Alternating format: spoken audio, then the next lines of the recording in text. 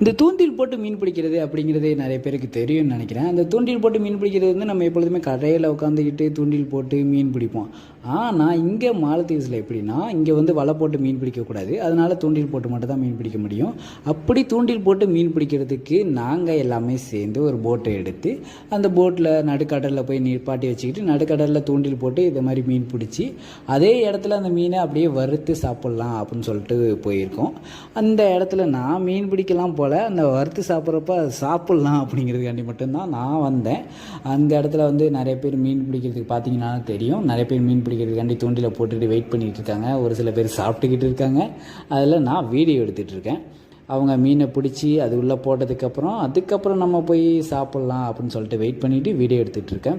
நிறைய மீன் பிடிச்சாங்க. அது மாதிரி அந்த மீன் பிடிச்ச மீனை வந்து வறுத்து சாப்பிட்டு சூப்பராக ஜாலியாக போயிட்டு வந்துச்சு இந்த ட்ரிப்பு.